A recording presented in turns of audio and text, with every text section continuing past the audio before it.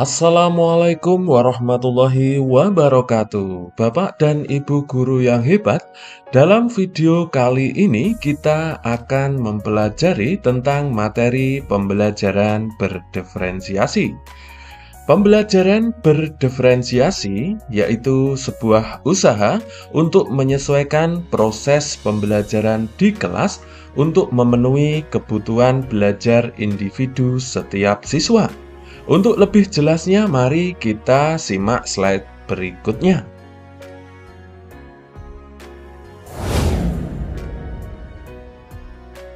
Bapak dan Ibu guru, sebelum kita melaksanakan pembelajaran berdiferensiasi, kita harus melakukan atau melaksanakan asesmen awal.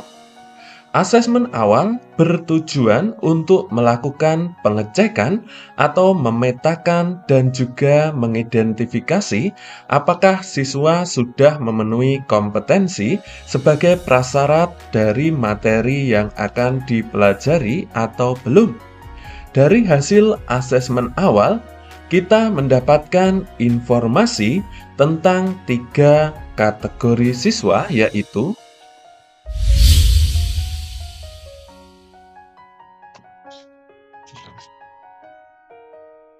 kategori paham utuh, yaitu kategori 1, siswa dikatakan paham utuh apabila dapat menjawab hampir semua soal dengan benar.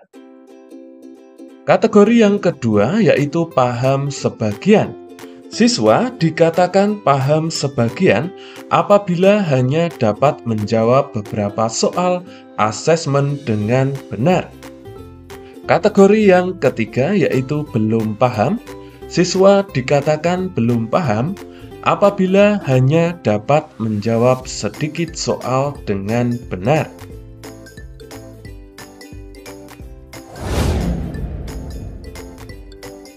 Dalam pembelajaran berdiferensiasi, kita dapat melakukan modifikasi pada proses, konten, dan produk akhir. Salah satu cara mengelola kelas berdiferensiasi adalah dengan memberikan pemahaman kepada para siswa bahwa guru bukanlah satu-satunya sumber belajar mereka. Dari situlah, guru mendapatkan bantuan dari siswa dan dapat mengambil waktu untuk memberikan bimbingan bagi siswa yang membutuhkan.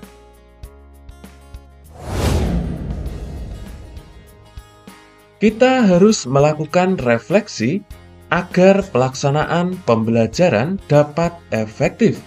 Kita bisa bertanya dan menjawab pertanyaan berikut. Bagaimanakah pemahaman pada konsep? Misal belum paham pada konsep sehingga siswa tidak dapat menyelesaikan soal. Yang kedua, apakah gaya belajar dari siswa tersebut sudah terfasilitasi selama proses pembelajaran? Misal siswa dalam gaya belajar kinestetik kurang terfasilitasi sehingga mempengaruhi cara mereka menerima materi ajar dari guru. Lalu, bisa juga kita bertanya, bagaimanakah kondisi siswa saat mengerjakan soal? Misalnya, kurang teliti sehingga jawabannya salah. Kita harus mengingat bahwa apapun kompetensi siswa, kita harus menyusun strategi pembelajaran yang tepat sehingga dapat menyesuaikan kompetensi yang berbeda-beda.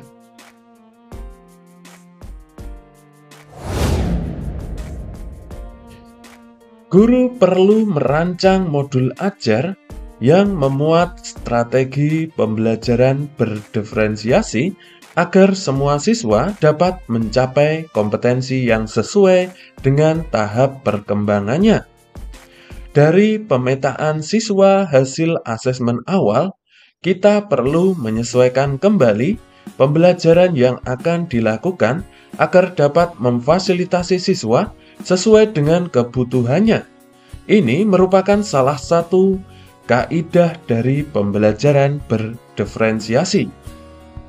Kita sudah belajar bahwa dalam pembelajaran berdiferensiasi, kita dapat melakukan modifikasi pada konten, proses, maupun pada produk akhir.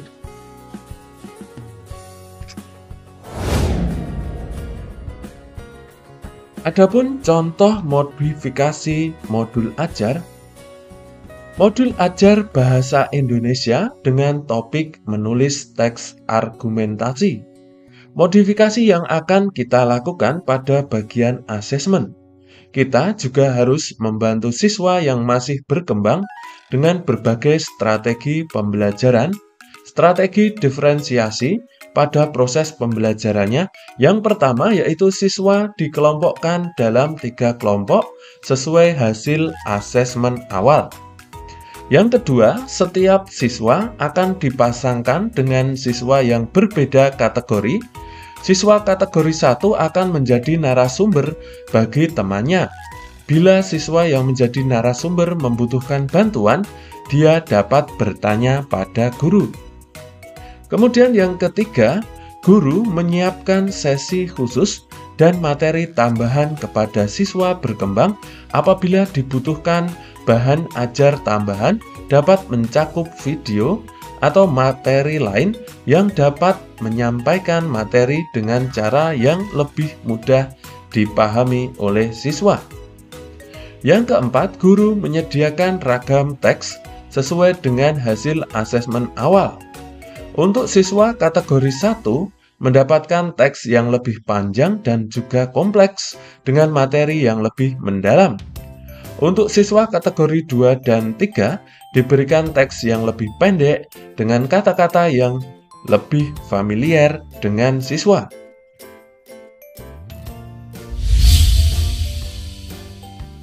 Guru berperan sebagai fasilitator saat belajar kelompok, terutama untuk kategori 2 dan 3.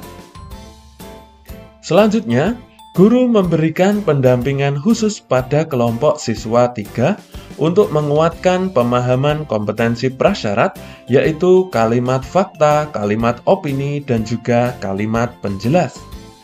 Dan yang keenam yaitu guru memberikan pilihan kepada siswa untuk memilih mengerjakan tugas teks dengan tingkat kesulitan yang berbeda. Misalnya, siswa kategori 1 menulis teks argumentasi sebanyak 4-5 paragraf.